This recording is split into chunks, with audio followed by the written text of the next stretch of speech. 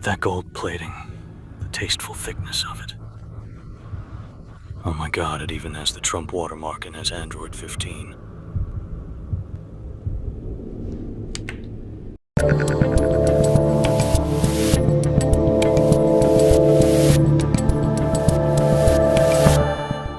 What is up, people?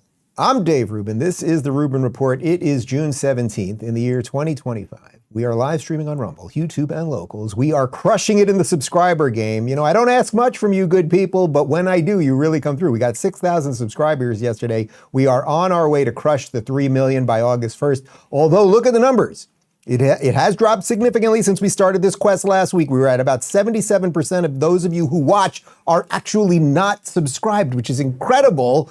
Now it's down to 67%, and we've gotten about 40,000 subscribers in the last week or so. Get us to the 3 mil people.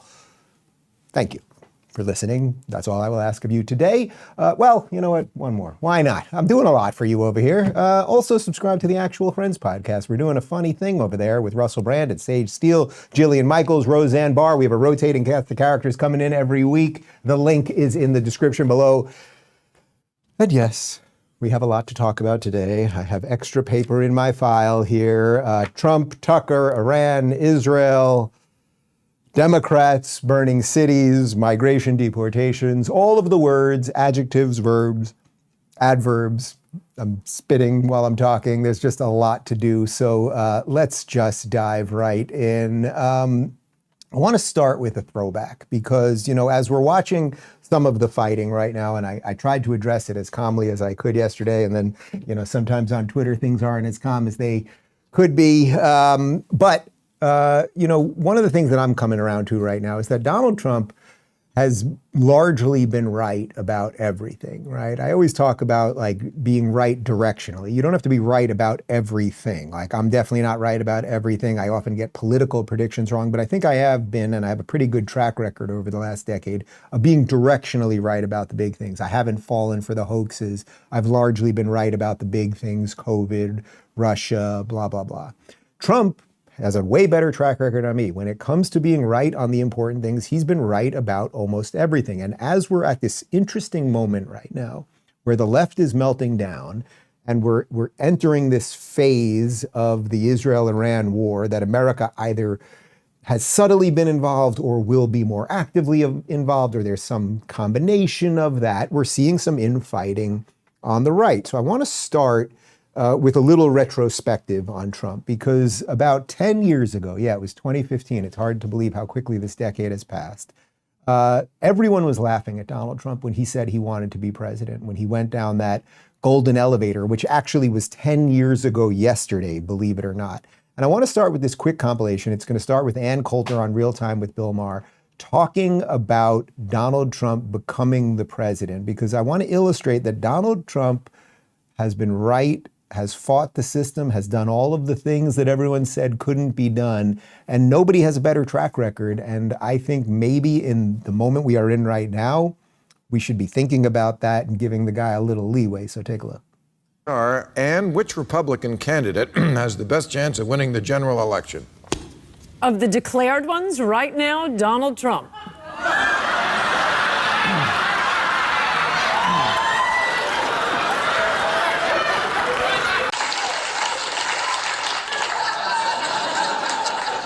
I'm just really happy right now. A billionaire vanity candidate taking the escalator to the White House. Hey, only losers walk.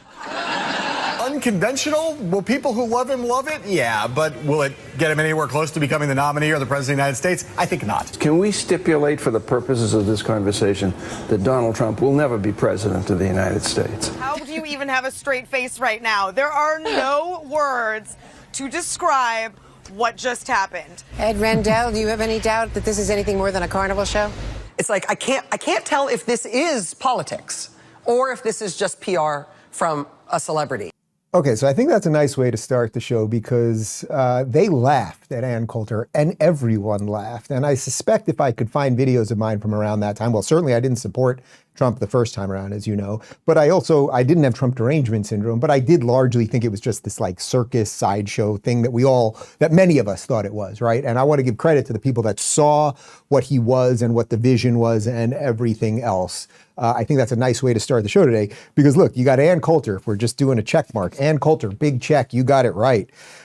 Joy Reid, X. Jon Stewart, X. John Heilman, he's the guy that Russell Brand crushed on Real Time. You remember that clip? X. Mike Barnacle, I don't know if you're in the biz anymore, X. S.E. Cupp, I haven't heard of you in years. Ed Rendell, he was the former, he is alive. I wasn't sure if he was alive or not. He's the former governor of Pennsylvania, if I'm not mistaken, but he's long gone. All of these people. And Rachel Maddow, who's become like, the $20 million fraudster of all time. They were all wrong about Donald Trump. And that leads us to this moment. Has this man who has been right about all the big things, who has fought the system has tried to jail him, it has tried to impeach him, it has literally tried to kill him. Does he deserve a little bit of our support right now as he's trying to quite literally change the world? He's trying to end old blood feuds. And I think he does. That's obviously what my position is. So now I want to get into a little bit of the spat between Trump and Tucker Carlson. So check this out from Leading Report. Breaking. Tucker Carlson says that if President Trump gets the U.S. involved in Iran, it would precipitate the downfall of the American empire and effectively end his presidency. So let me say first a little bit of a offshoot of what I said yesterday, which is that a lot of the people who are radically against Trump right now, I think in some sense have a legitimate argument, right? There's a legitimate argument when you look back at the American adventures over the last, let's say, 30 years. So if you look at Iraq under George W. Bush, or you look at Libya under Barack Obama, and you look at Syria and several of the other things that we've done. Afghanistan, obviously, we had a 20-plus year war that no one knew why we were at war at all. And then we had the most utterly embarrassing end of that war, horrific end of that war under Joe Biden. But if you look at all of those adventures, there's a lot of reasons to be skeptical of our ability to do, let's say, positive things in that part of the world. So that's legit. I am putting a sticker, a bumper, little tag on that. That is a legit argument.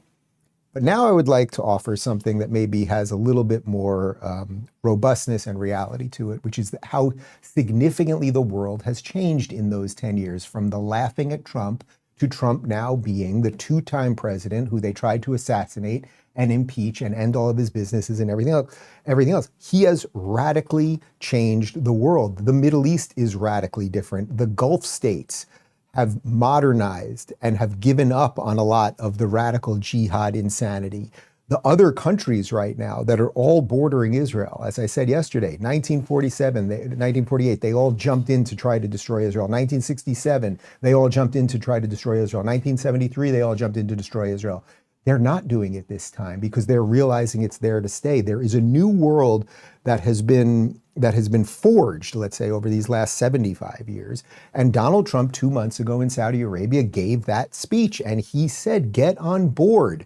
Get on board the freedom train, the America train, get on board capitalism, and let's figure out how to have a positive world together. And Iran now, I think it is clear in Trump's mind that Iran is the last piece that is stopping the new world, the golden age, whatever you want to call it, from being born. And it's happening right now. And by the way, we're not doing anything as it relates to this. Israel is doing everything, right? We might be involved in some defensive measures, or maybe we're going to drop a bomb on Fordo or something, but nobody wants American troops or anything else. So, okay, I think you can see I'm trying to be as fair, and I'm trying to give the devil his due, and I'm trying to take the other position as much as possible. Anyway, Tucker obviously is going at Trump on this I would say, Tucker is doing, I would say, is a mistaken attack on Trump, taking the pure libertarian position, which is we should not be involved in anything. And I don't think that Trump thinks that's what America First is. I think Trump thinks America First is that we have a moral authority in the world. So Trump yesterday outside the White House was asked about Tucker.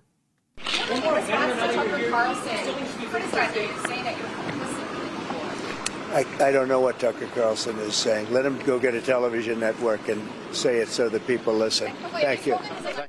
All right, sorry, that was not outside the White House. Obviously, that was at G7. But so there's obviously some tension there. There's obviously some tension. I also want to say that for all the tension that we're seeing right now, remember, the left over the last however many years went insane, and they didn't know how to have any fights. And there was really no, with the limited pushback that me and a few other people offered through the IDW and what we were doing online, there was a collection of old school liberals, but it was a very small group of us and almost no political people behind us that were offering some pushback of the lunacy of the left. What we're seeing on the right now, even though it's annoying and we don't want to see it, and there are people that were former friends that now seemingly are enemies and everything else, although who's better at bringing former enemies in as friends? It's Donald Trump. At least we're seeing some ideological warring on the right, and I think that is good. Anyway, it seemingly is escalating with the Trump and Tucker situation, and Trump put this up on Truth Social yesterday. Somebody please explain to kooky Tucker Carlson that Iran cannot have a nuclear weapon. Okay, so that by the way has been Trump's position for over 10 years. If you want to end all of this, you can't have Iran threatening, it's not just Israel, but all of the Arab states, even parts of Europe with a nuke and ballistic missiles and everything else. If this ends with Iran, if this ends right now, if the regime actually falls, if the people of Iran take their country back, think of what a blow it will be to worldwide terrorism. Their proxies, Hezbollah, the Houthis, Hamas, have basically been completely destroyed. There will be no real state sponsor of terrorism. You know me, I'm not some Pollyannish, like, oh my God, we're gonna have kumbaya, utopian peace. But there would be a massive shift in the worldwide psyche, I think, where it would be like, enough of this, enough of this. If you want to be on board the success train, which America is paving, which is why we have these great relationships now in parts of the Middle East that we never had before, then you just have to put the ancient hatreds aside. And Iran is the only place that is really holding on to these things in any meaningful way. I've got another here from Trump on Truth Social. America first means many great things, including the fact that Iran cannot have a nuclear weapon, make America great again. So he's really driving a stake in this, and he's saying, I'm the one that created America first. I know what MAGA is. I'm the duly elected president of the United States, and I'm going to decide it. So now I want to jump back to a tweet that Tucker put out, I think 2 days ago, that I read yesterday, because I think we can start unpacking some of the nuance here. He wrote, the real divide isn't between people who support Israel and people who support Iran or the Palestinians. The real divide is between those who casually encourage violence and those who seek to prevent it, between warmongers and peacemakers. Who are the warmongers? They would include anyone who's calling Donald Trump today to demand airstrikes and other direct U.S. military involvement in a war with Iran. On that list, Sean Hannity, Mark Levin, Rupert Murdoch, Ike Perlmutter, and Miriam Adelson. At some point, they will all have to answer for this, but you should know their names now. Again, leave that up for just a second. This idea of casually incurring violence. Iran is the one who has put their proxies all over the Middle East and who has committed terrorism all over the world. So pushing back against them is not casually encouraging violence. Actually ending them could, it might, right? It might not, but it might. Also, as I said yesterday, someone's leaking in the White House. How is it that Tucker knows and would have what I would say is the audacity to put out a list of who Donald Trump is on the phone with? How is he getting access to that? That seems like a real problem, having nothing to do with the meta problem of Iran and Israel and the war and everything else. That seems like a problem, right? But also just the basic idea, I know you guys get it, of peace through strength. When there are bad actors out there who have terror proxies all over the world, who commit state-sponsored terror and everything else, who have tried to assassinate Donald Trump, as the Iranians have, do you just say, oh, well, we just want peace, right? If you live in a little village and there's a village next to you and you're just a peaceful village, you're just nice people, you're like the hobbits, you're little people with your hairy feet and your small huts, and you don't want to bother anybody, but on the other side is a bunch of, what are they, orcs? And they're really nasty people, and they're just not happy with their own nastiness over there. They want to bring their nastiness to your nice little shire, and they want to shave your foot and put you in a cage. Well, it's not a war. You're not a warmonger if you say you can't do that. Please don't do that. And I think that's some of the confusion. Konstantin Kisin, who has really been great, I think, over the last couple of years on a lot of this stuff, he wrote, the real divide, he retweeted what Tucker put up there. And he wrote, the real divide isn't between people who support Israel and people who support Iran or the Palestinians. So you can see he's copying Tucker's words. The real divide is between people who think that the way to achieve peace is to let Iran build a nuclear weapon and people who aren't retarded. Okay, so the word retarded is fully back. I mean, I think if anything has happened in 25, that's really the thing. But that, in some sense, is the point. If you want peace, how would we get peace? Would we get peace by doing nothing right now, that the world should do nothing, that this country that is trying to get nuclear weapons, that nobody doubts is spreading state-sponsored terror all over the world, that they should get nuclear weapons while they are threatening Israel and the United States? Does that get us to peace, or does that get us to a much more dangerous sort of Cold War type situation where countries will be in a constant nuclear standoff? And even Saudi Arabia has said repeatedly, if Iran gets nukes, we're going to get nukes. So then you proliferate all over the area. Is that how you get peace? Or do you maybe get peace by saying to the one country in the world that is not on board Trump's new mission, you can't do it anymore. Enough is enough. So sometimes, again, you have to exercise strength to get peace. I don't know if any of this will work, but I do know there has been no one better in modern politics than Donald Trump at doing the unthinkable. Charlie Kirk, I thought, summed it up quite well. Moments like this, I have full and complete trust in President Trump. And I do too. I read that tweet and I thought, I do too. More than anyone else, right? Like, who deserves our cred? Who deserves a little leeway? Who deserves, it's sort of what I've been saying in the months of Trump's presidency, having nothing to do with Iran or Israel. But when it's come to deportations, or when it came to the Signal scandal or any of this stuff, it's like, I think Trump deserves leeway here. It doesn't mean he's going to get every single specific tactical thing right. But is he directionally right? He absolutely is, and there's no evidence that he isn't. Michael Knowles at the Daily Wire wrote this: whatever one thinks of the Iran conflict, ideologues are vastly overestimating the effect of our participation on President Trump's approval rating. The implication being that Trump does what Trump thinks is right. And again, he's been largely right about the big things. And not only right about the big things, it's just like the deportation thing. He's been saying what he is going to do for a long time. Here he is in January of 24, not January 5 months ago, January of 24.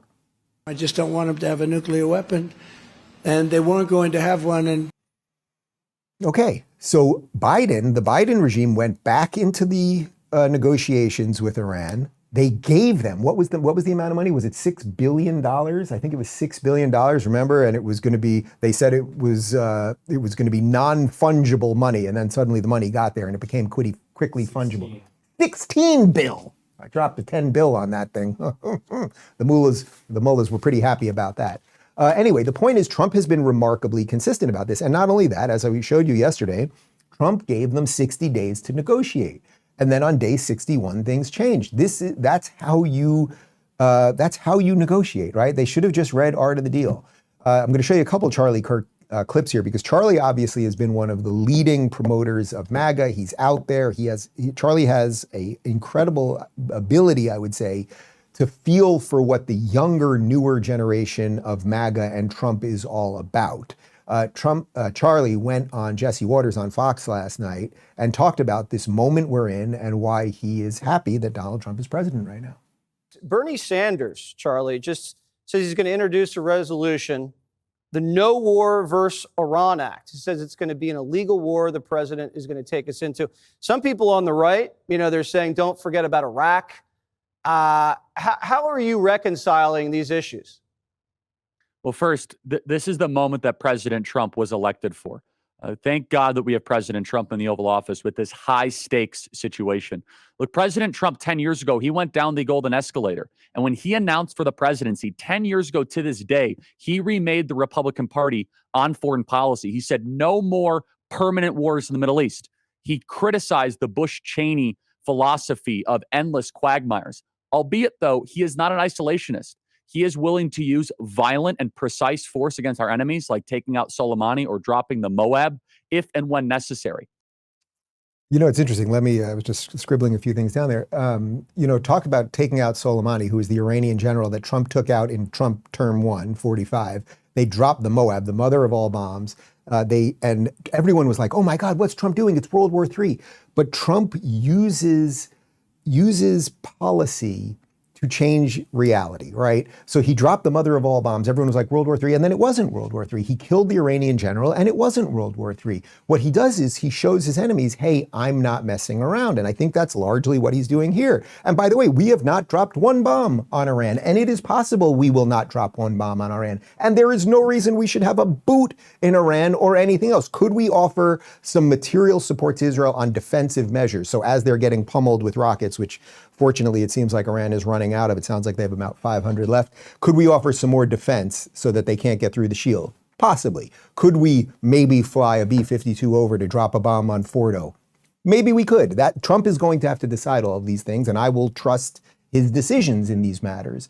But Kirk is making a good point that Trump was never a pure isolationist. I think partly what's happening is that Tucker and the most isolationist wing of the Libertarian Party thought that America first means America only. And that's not really what it means. We live in a world. We don't want to be a globalist country, meaning we have some giant thing above us that tells us all what to do and then disintegrates the nation state, right? We want to be America first, and then we can figure out ways, hopefully, to do good in the world. Now, again, you can look back on some of the military adventures of the past and say they didn't work out, but it is clearly a new world right now. The amount of work Israel has done to take out the bad guys. And now basically we're at if I could do a video game version of it, we're at the final boss. Like that's who's a final boss in a game that you kids are playing now? Bowser. I could have done Bowser. We're at Bowser. We're at World 8-4 in 8-bit Super Mario Brothers 1985. We're at Bowser, okay? And all you got to do, jump over the fire once, go right under his fat ass. Here's a little more from Charlie Kirk. President Trump understands his base extraordinarily well. He knows that his base does not want another Iraq. He does not want Libya, does not want a civil war or bedlam where the United States is left carrying the bag. But also President Trump has been morally clear for a decade. Iran should not have a nuclear weapon. And President Trump has the talent, the expertise to be able to thread that needle. The generation that I represent, Jesse, the under 30 crowd, they absolutely are very war weary. Many of them voted for President Trump on college campuses because they did not want to see a Joe Biden or George Bush philosophy where we get into this endless conflict where we're sending hundreds of billions of dollars. I think President Trump will be able to balance those two things while defending our allies, saying that Iran will not have a nuclear weapon without having to deploy a single American troop or even having America involved from the sky. President Trump can get that deal done while fulfilling the mandate that the voters gave him.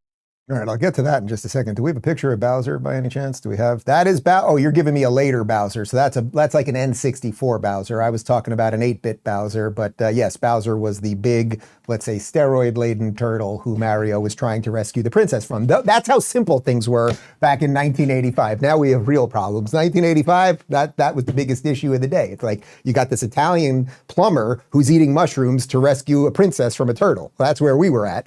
But Charlie's point is right. Trump can do both of these things at the same time. He cannot he doesn't reject the base by doing what is right for America and its allies. And we don't have to be heavily involved. But imagine day after. And look, we don't know what will happen. None of us have a crystal ball. But imagine day after. Imagine the regime actually falls. The Iranian people rise up.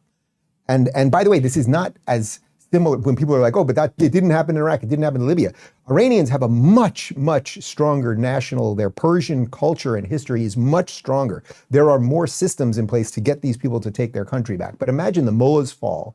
Khomeini is either dead or he's sent into exile in Russia or where do they send people in Star Trek? Rurapente, something like that. They send him over there. That was a hell of a reference, and I'm not even a Star Trek guy.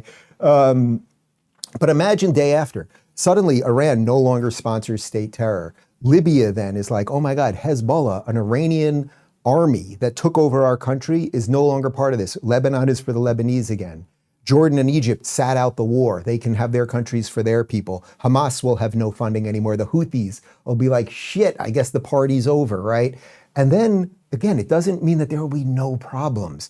but it would literally be a new way of looking at the world. And in some sense, doesn't that feel like everything that has happened over the last 20 years, technologically, militarily, all of these ideologically, doesn't it feel like we're kind of ready to flip the script on this thing? I think that's what Trump sees. I really do. Let's talk about home title lock for a minute, and then we'll talk about Trump leaving G7, where he actually made some really good points with some people who are not too kind to a peaceful world and a non-globalist version of the world, and a bunch more. Homeowners, listen up. Your home title and equity are at risk. In today's AI-driven, cyber-hacked world, criminals are stealing home titles by forging your signature, using fake notary stamps, and filing a simple document with the county. Just like that, your home is no longer in your name. They can drain your equity or even sell your property, and you won't know it until you get a foreclosure or collection notice. When's the last time you checked your home title? If the answer is never, you need Home Title Lock. I've partnered with them so you can see if you're already a victim, absolutely free. Use promo code Rubin at HometitleLock.com and get a free title history report and a free trial of their $1 million triple lock protection. Don't wait until it's too late. Protect your home and your equity today. Go to HometitleLock.com and use code Rubin. All right, so Trump was at the G7 meeting in Calgary. This is where all the big countries show up and they talk about stuff. You know, you get England, you get Narnia, you get Coruscant, all the big cast of characters are over there. Trump was up there, and obviously all of the talk was, is America going to get involved in this? Do we let Israel finish the job, if let is even the right word? They're like, well, just what the high hell is going to happen here? And Trump made, I think, a fairly clear statement. Have you heard any signals or seen any messages from intermediaries that Iran wishes to de-escalate the conflict? Yeah. What have you heard? What have you heard from the Iranians? They'd like to talk, but they should have done that before. I had 60 days, and they had 60 days, and on the 61st day, I said, we don't have a deal. They have to make a deal, and it's painful for both parties, but I'd say Iran is not winning this war, and they should talk, and they should talk immediately before. All right, so I don't know if they are going to talk. It seems like the ship has sailed in some sense on that, right? Like they've been lobbing endless missiles, hundreds of missiles into civilian centers, largely in Tel Aviv, every single one aimed to kill as many civilians as possible. It's the complete difference from what Israel is doing in Iran, where they're going after military infrastructure and they're going after the leaders. Every single rocket that Iran shoots is designed to kill as many civilians, and they've done it. They've killed about a dozen people, I think, and hundreds wounded. But his point is, I gave him 60 days, we're at day 61, and what he doesn't want right now, and I think this also shows, it's to Charlie's point, it also shows how Trump thinks about things a little bit differently. Like, you don't just have a ceasefire because it makes everybody feel good. You know, in the 2+ years of the Gaza war, everyone has wanted these temporary ceasefires. All right, have a temporary ceasefire, allow a little aid in, release some of the hostages, but none of that resolves anything, right? It just elongates everything. What Trump is saying this time is, I don't want a ceasefire, I want an end. And an end basically will be when the regime itself, not the people, the regime itself has been largely destroyed. And why is it that Trump wants this? Because he does not want people who chant death to America as their #1 political slogan to have a nuke. Do you want to see regime change in Iran? I want to see no nuclear weapon in Iran, and we're well on our way to making sure that happens. Again, it's just Trump's like normal, decent way of saying the truth. We have never had in my lifetime a president, maybe Reagan had some level of it. Reagan was obviously a little more polished, but we have never, let's say, had in the last 20 years, a more honest politician who is just telling, hey, guys, this is what I think. This is how I negotiate. You have a certain amount of time. If you don't do it, we are going to do this. Again, it's the exact same thing as the deportations for months. States, take care of it, take care of it, take care of it. Cities and the sanctuary stuff, take care of it, take care. Oh, you didn't? Okay, we're going in. So there is a consistent through line here with this man that is absolutely extraordinary. And maybe he's right when he tweets out, I never get the credit I deserve. So I'm giving you a little extra something today, Donnie. I hope it works out. Here's Trump leaving the G7 early. And, well, why did he do it? I think we're probably going to find out today. President, any statement on why you're leaving the G7 early for Washington? Well, I have to be back. Very important. I want to just thank our great host. He did a fantastic job. Thank you in Canada. But you probably see what I see. And I have to be back as soon as I can. I'm going to have dinner with these wonderful leaders, and then I get on the plane. I have to be back early. Have you talked about national security? You know, there's also something interesting. I'll get to the specifics of what he said, but there's something interesting about the imagery of all of that. Can you put up the images again? Just cut the audio and I'll talk over it for a second. Think of all of the G7 summits and all of the other summits where Biden would be there and everybody would be like, oh my God, there he is. Is he confused? He's wandering off into a farce. Everyone there looking at Trump. They respect Trump. Trump is the only one that matters there. Right? Who matters more? Is it Carney who's hosting the thing? Is it Macron from France who would do nothing? Is it, what's his name, the British Prime Minister, Starmer, who is watching his country fall to jihadism right now? Trump is the man again. He's leading the world again. And I think they actually secretly all appreciate it. Interestingly, Trump put this out on Truth Social right after. This is actually hilarious.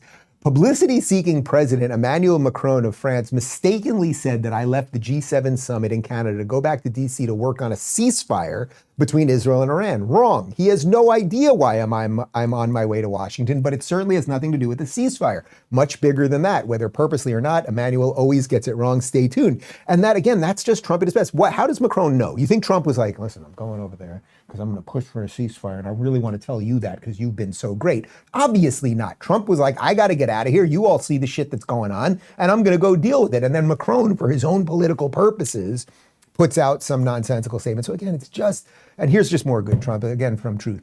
Iran should have signed the deal I told them to sign. What a shame and waste of human life. Simply stated, Iran cannot have a nuclear weapon. I said it over and over again. Everyone should immediately evacuate Tehran. So we'll show you some video of what's happening in Tehran right now. And it's quite a bit of a circus. And again, they, in essence, brought it on themselves because had they taken the initial wave from Israel and not gone on the offensive, and then maybe been like, okay, guys, we're going to give up. We're going to resign, retire, go out to pasture. Maybe this wouldn't be happening, but we'll do that on the other side. First, Hillsdale College. Have you ever heard someone say capitalism is evil or tried to define it yourself only to realize it's more complicated than it seems? That's why I'm taking Hillsdale College's free online course, Understanding Capitalism. In just 7 lectures, it breaks down what capitalism really is, how it works, why it depends on freedom and property rights, and why it actually promotes morality. It's one of over 40 free courses Hillsdale offers on everything from the Constitution to ancient history. No costs, no catch. Go to hillsdale.edu/Dave to sign up for Understanding Capitalism today. That's hillsdale.edu/Dave. Okay, so let's get you caught up on, we've covered a lot of what happened yesterday. Let's get you caught up on literally the granular stuff, like the movement over the last 24 hours. This is from Ronnie Adkins, who's an Army ex-commentator. He wrote, so in the last 24 hours, we've moved a bunch of tankers into Europe and beyond from the US. Trump refused to sign the joint G7 de-escalation statement on Iran-Israel. Trump left the G7 summit early. Trump ordered the NSC to be waiting for him in the Situation Room when he returned. Trump warned Tehran to evacuate. Take from that all of what you will.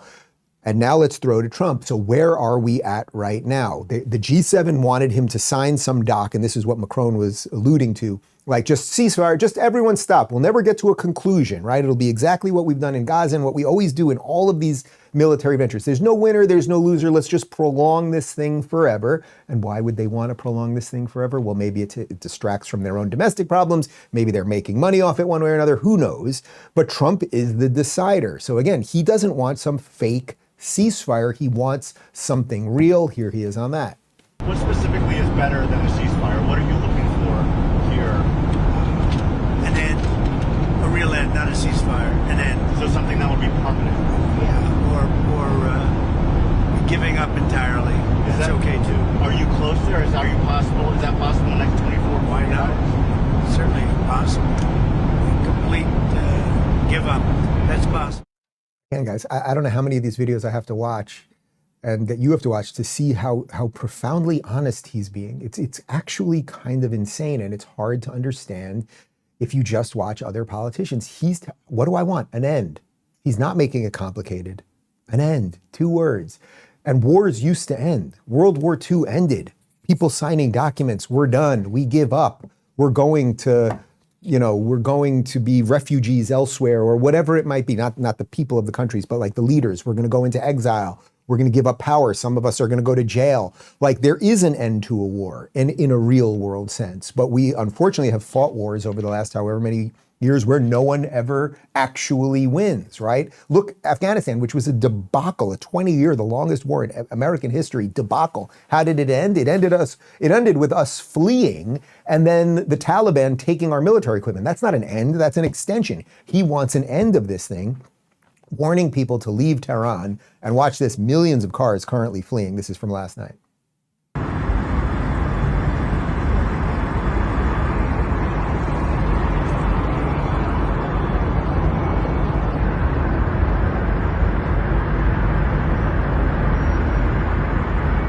Now, again, this is because Trump is warning them. Israel right now is warning them in Farsi, which is the native language that most Iranians speak, but they're doing it also in Arabic, they're doing it in English, warning them, leave Tehran. We are trying to take out the nuclear sites, and the nuclear sites and the military sites, and they're doing it while the Iranians are shooting rockets in their population centers, densely population centers, most notably Tel Aviv. This is an interesting one. This is Iranian state media newscaster who's in the middle of presenting live while her studio gets bombed. صدای متجاوز به خاک وطن، صدای متجاوز به صدای حق و حقیقت است. آنچه که ملاحظه کردید، صدایی که شنیدید، فضای غبارآلود استادیوم.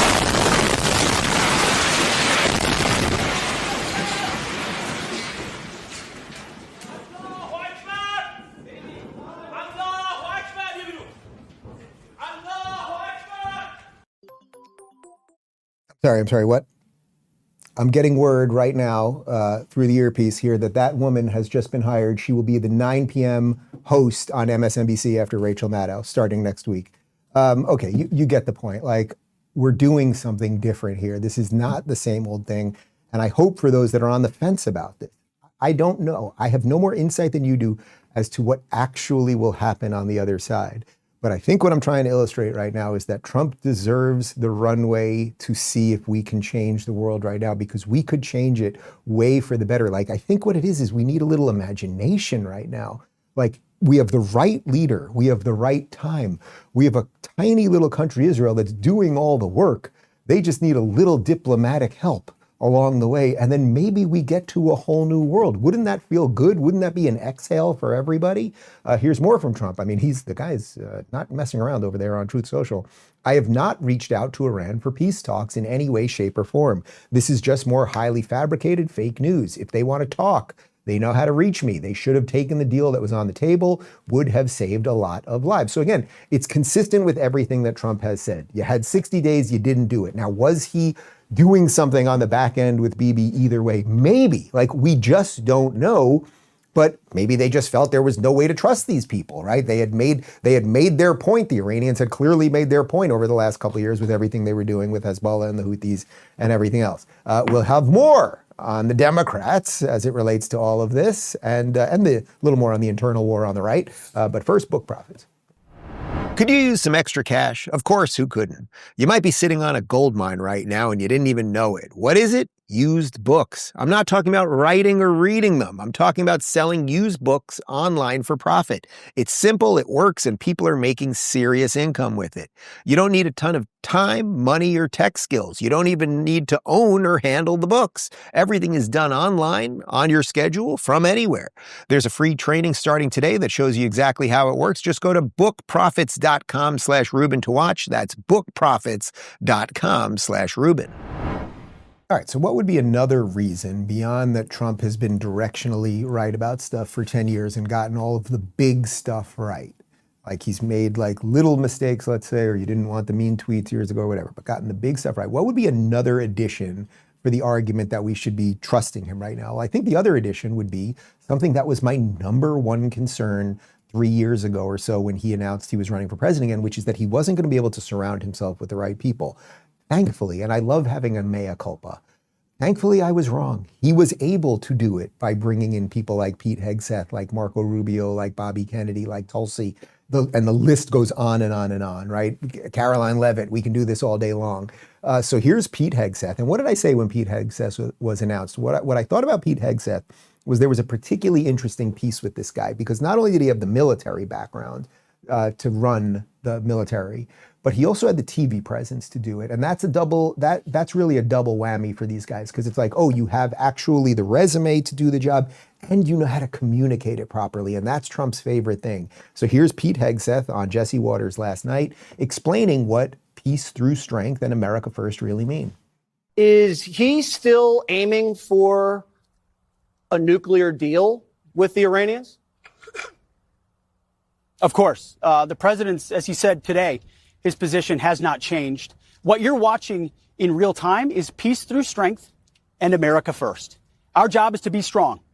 We are postured defensively in the region to be strong in pursuit of a peace deal. And we certainly hope that's what happens here. And America first means we're going to defend American personnel and American interests. So when you see jets and you see air defense assets and counter UAS assets, that's because my job as the Secretary of Defense is to ensure that our people are safe and that we're strong so that we can set the conditions for a deal. And President Trump's made it clear it's on the table. The question is whether Iran will take it. All right. So again, it's like that's how you prepare properly and you communicate effectively. And that's why they hated Hegseth. That's why they hated Hegseth. They didn't think he was some crazy alcoholic who was showing up on Saturday mornings at Fox and Friends drunk. That's why they hated him, and it's fairly obvious. And again, he didn't say, we're going to throw troops on the ground, and we're going to get boots on the ground, and we're going to be fighting out there, and blah, blah, blah. No, it was all about support to create the conditions to end this lunacy. Now I want to show you the reverse of this. So what would be the alternative situation? Well, if Biden was president, right, well, Biden or Kamala, it doesn't even matter. If one of these interchangeable Democrats or an auto pen or a secret cadre of people on the left were in charge right now, we'd be getting just mealy-mouthed nothing. Israel probably wouldn't have been able to do this because the U.S. would be going after them and probably cutting their supplies and a whole bunch more. But I want to show you just sort of like a sort of mealy-mouthed nothing version of this. So Mark Kelly's Democrat senator from Arizona, and here he is basically saying he'd support U.S. attacks on Iran, but he'd rather see a deal. And the thing is, we all know that. We all know that. And that is what Trump tried to do. So they always say the thing that kind of means nothing. Watch. Would you support if the U.S. decided to strike Iran directly, even if U.S. forces have not been attacked, in order to try to actually eliminate the plant at Fordo and Natanz? I mean, you know, I would like to see Iran's nuclear capability to be completely disarmed. It is a tough problem. You would have to hit those facilities, the underground facilities, with GBU-57s. You know, the massive ordnance penetrator. It's a 5,000-pound weapon. I think maybe there's a scenario, you know, here in the next couple days, or maybe in a week or so, that the Iranians would agree to come to some sort of negotiated settlement to get us back to a point where they are not going to continue to develop a nuclear weapon, and we can do it in a way that's verifiable. Okay, so it's not that anything he said there was crazy, but what he should have said there was, thank you, Donald Trump. Thank you, Donald Trump, for just standing by our ally as they dealt with the #1 state sponsor of terror, who calls us the big Satan. Remember, Israel's just the little Satan. They're just the little fish. The big fish, that's the United States of America. But this is what they kind of do with everything. It's like they go after Trump for everything, and yet Trump is the one that is doing all of the things they want to do. It's exactly what the Democrats have now done with the border. All of the Democrats who are now like, yes, we should have a border, and it should have never been open, and da-da-da-da-do. It's like, yeah, okay, when you guys were in power, you didn't do it. So Trump did it. You tried to destroy him for that, and let's give the guy a little credit. Now, a guy I generally don't give a lot of credit to, not someone I talk about on this show much. I'm sort of indifferent to him. He's been wrong on a lot of things, but it's been an interesting relationship between Trump and this guy. I'm talking about Lindsey Graham from South Carolina, because Lindsey Graham's been one of, when everyone talks about neocons, these are like the nation builders. And I know neocon has become this just like wide tent word that really doesn't mean anything. It largely just means someone I don't like for a lot of the let's say, more libertarian crowd. But Lindsey has been for a lot of these wars that have not been particularly good. And what's been interesting is Lindsey has also been one of Trump's major backers. And that's been kind of strange, because the true America First thing has wanted nothing to do with Lindsey, but Trump likes Lindsey, and politics makes strange bedfellows. Anyway, here's Lindsey Graham talking to Margaret Brennan about how if diplomacy doesn't work, then Trump must move on this. And again, it's just interesting because here's a guy that America first hated, now arguing the Trump America first point in these, let's say, strange times. So the worst possible outcome for the world is for the Iranian nuclear program to survive after all this. How do you destroy their program? Through diplomacy? I prefer that, or through military action. If diplomacy is not successful and we left with the option of force, I would urge President Trump to go all in to make sure that when this operation is over, there's nothing left standing in Iran regarding their nuclear program. If that means providing bombs, provide bombs. If that means busting bombs, whatever bombs. If it means flying with Israel, fly with Israel. The worst possible outcome for the world is to take the Iranian nuclear program on and leave it standing. That will be a disaster. So whether you like Lindsay or not, or whether you think he's been wrong about a lot of these things, and I think he has, the last point there is the right one. So we're at this juncture right now. Whether you like how we got here, you don't like how we got here, you like Trump or you hate Trump, or you liked Trump 2 weeks ago and you hate him now, or any version of all of that. The juncture we are at right now is Iran is on the ropes. Everyone knows it. Israel has complete control of their skies. Like they're barely a functioning system right now. They're running out of rockets to attack back. So the last thing that you would want to happen is suddenly what the G7 guys were trying to push Trump to do, which is be like, rain Israel and enough of this. Let's see what happens. Let's just continue the wrong way of thinking that everyone else has done. Trump is the great mover. Trump is the builder, and he's just not going to let it be. And I guess that puts him back in bed with Lindsey Graham, a guy who Trump's base didn't like. But Trump, more than anyone else, is able to take people who used to hate him. Marco Rubio, little Marco, used to hate him. Now he's his Secretary of State, right? There's a million examples of this. Tulsi used to hate Donald Trump. Director of National Intelligence. That's what Trump is good at.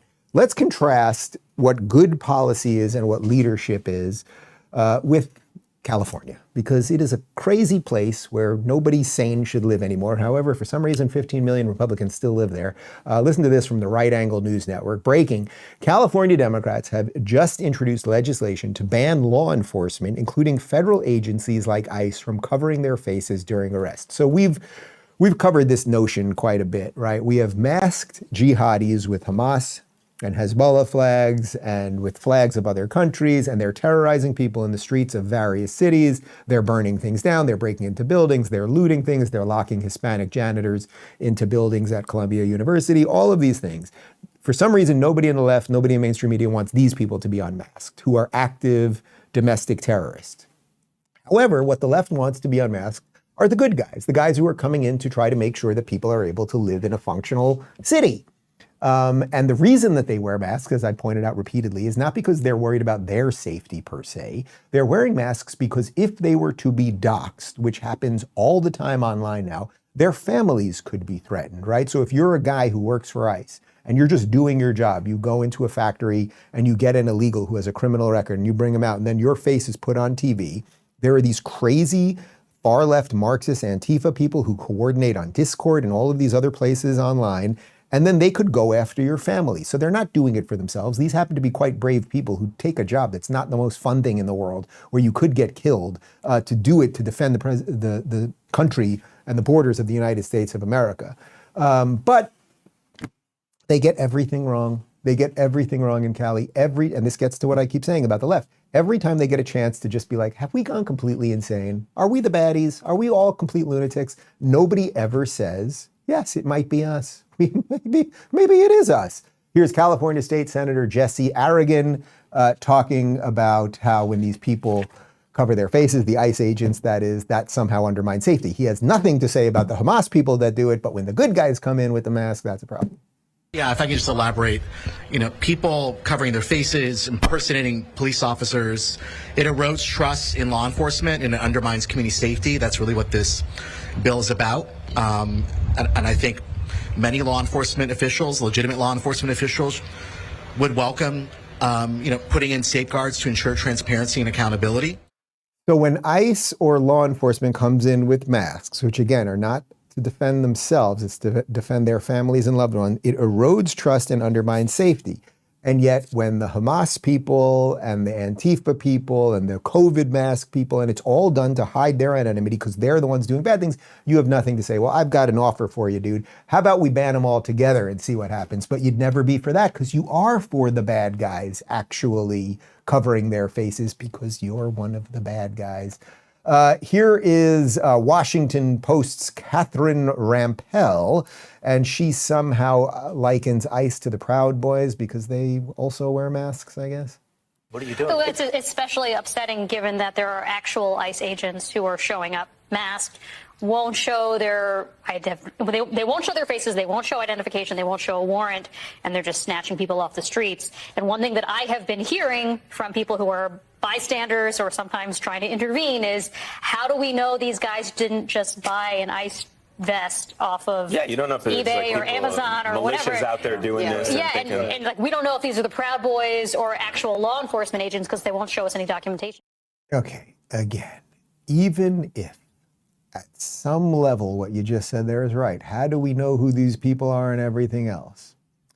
Even if that's right, you never care about the bad guys who are doing the same thing. So I'm going to have to say, cry me a river. Cry me a river to an illegal country and get on a boat and go. Here are LA officials. Oh, this is actually, it was a shocker. When I saw this video this morning, I was like, am I actually in the Twilight Zone right now? We found someone kind of sane in California. I don't know who this lady is, but she's kind of sane. She's an LA official, and she wants some federal money because, well, she's not exactly sane. She wants federal money because Trump caused the damage. Well, just watch. I'll unpack it after. I am demanding full accountability and reimbursement for the local costs incurred, including injuries to local officers and damages caused by the chaos unleashed when the Trump administration recklessly deployed the military and ICE agents into our communities. They are the ones who created this unrest, and they are the ones that need to foot the bill. Okay, so you can see why I was confused when I watched it originally this morning, because I was watching the first half going, oh my God, here's someone in Cali who's like, oh, they want some people to pay, meaning it's going to be Antifa or the NGOs. Somebody's going to have to pay for all of the damage they've done. And then she, of course, switches it. That the people who should pay for the damage are not the ones who cause the damage, the people who are tossing boulders over overpasses onto cars or busting into a Best Buy in the name of diversity or something. It's the people who are stopping people from doing it. I love this one. This is New York Democrat representative from Long Island, Tom Suozzi. He's actually from the district I grew up in. He's not a complete maniac. He's been around forever, but he is a Democrat, so whatever. And he gets asked about the violent rioters, and here he does what Democrats do. This is exactly what Gavin Newsom did during the fires in Palisades. Remember when Gavin literally pretended he was on a call with the President of the United States? Here's Tom Suozzi pretending he's on a phone call. We're not here today, isn't it? Yes, sir. Hold on, I got a call come through. Hello? Yes, sir. Hold on, I got a call come through. Hello? Congressman, what do Democrats mean when they said the riots in LA are peaceful? Hello? Yeah. Do you consider throwing rocks at a moving car to be a peaceful act? Enjoy the fake phone call. Hello, is this thing on? Can you hear me? Or, hold on. Can you hear me? Hello, can you hear me? Just ridiculous. And of course, the ridiculousness is to the backdrop of the fact that most Americans are for the deportations and we're actually getting results. We've got another one from Charlie Kirk and an image from the New York Post here. Look at this. Boom, nearly 1 million illegals have already self-deported under President Trump thanks to an unapologetic shock and awe campaign of raids and border enforcement. When President Dwight Eisenhower launched his deportation roundup in 1954, nearly 10 foreigners left voluntarily for each one arrested. The same pattern is holding today. Remember, mass deportations include arrests and self-removals. The plan is working. And guys, again, these are people who listened to Trump. What did Trump say? Hey, we've got an app. It's on a phone. A lot of you guys got a free Obama phone. Self-deport, get out, make a record of it, and then maybe in years from now, you'll be able to get back in. But if you don't, we're going to have to do this. So again, it's just Trump. doing the right thing, giving people time to be responsible. Same thing whether it's deportations or it's the Iranians with the nukes. Same exact freaking concept. You don't have to think too hard to figure out how this guy operates. Look at this headline from the Washington Post. They're usually crap, but apparently they've been bludgeoned into saying something that is actually seemingly positive. U.S. could lose more immigrants than it gains for the first time in 50 years. Okay, I'm not against immigrants. You're probably not against immigrants, but they have to be legal. You or your parents or your grandparents or great-grandparents, it was great-grandparents in my case, came here from another place. And if they came legally, that is good. But at the moment, we got some shit to deal with in the house that's burning, and you can't just walk in and throw gasoline on it. Sorry. So what is the point of all of these things that we're collecting and connecting today? It's that you trust Trump. At the moment, he just deserves our trust. And even in the areas where you haven't been fully on board, it's sort of like what I was saying with the trade deals. I don't know where they're all going to land. They are starting to land positively. The economy, again, we had that dip for a couple of days. It's higher than it was. The markets are higher than they were. So trust Trump. If you trusted him on trade, if you trusted him on immigration, I think he deserves our trust right now. It's not much more complex than that. And I think there's another thing that I alluded to earlier. Let's have a little imagination right now. I put out this tweet this morning, and it's making the rounds, as they say. I wrote thought. I think one reason so many people hate Trump, usually those on the left, is that they only know how to complain and destroy, while he knows how to create and build. A little faster for me, Phoenix. Right now, he's trying to envision and facilitate a new, better world, putting aside ancient hatreds and inviting everyone who can see his vision to take part. Some of those on the right who are attacking him have a level of justification because of presidents and policies of the past. However, what Trump is now manifesting is totally the reverse of those failures. It seems to me they just can't see that, and it's our job to help them envision it rather than turn on the man who repeatedly has done what everyone said couldn't be done. Policy aside, maybe people just need a little imagination and faith right now. That's the America First, which leads us to the golden age. Guys, I really fundamentally believe that. In all of the years that many of you have watched this show, do I come across as like the dreamer? Am I like such a dreamer? I think if anything, if some people always ask me, I get interviewed, people ask me like, how do I view my worldview? Like, I kind of think of myself as like a world-weary optimist. I'm an optimist because I believe that humanity has a way of self-correcting.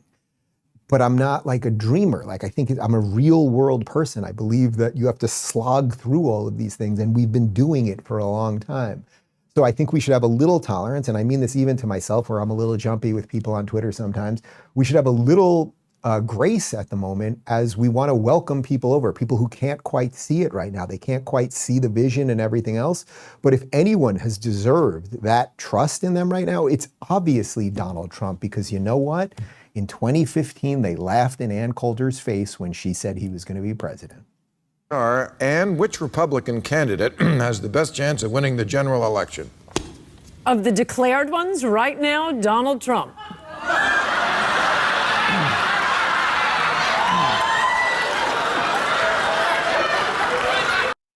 Yeah, and that was as mainstream as it could get back then. And the lady looking dumbfounded right there, she doesn't even have a job at MSNBC anymore. So that tells you a little something. I think I did everything I can do today. Want to thank you for watching. I also want to wish a happy 90th birthday to my grandmother-in-law, Mama, who's in the other room right over there. We got a lot of surprises planned for you. She's probably not watching the show today. She has other things to do. If you're 90, she's out there. You know, she's not watching. Thank you for watching, everybody. Reminder, subscribe if you haven't, and join us for a post-game show in 30 seconds. It says it right there, rubinreport.locals.com. Adios, as they say in California. I just came to use my congressional authority to check on baby. Ma'am, our lobby is secure right now to all visitors. Excuse me, I need to get in. Contact our public appeal. I need to get in.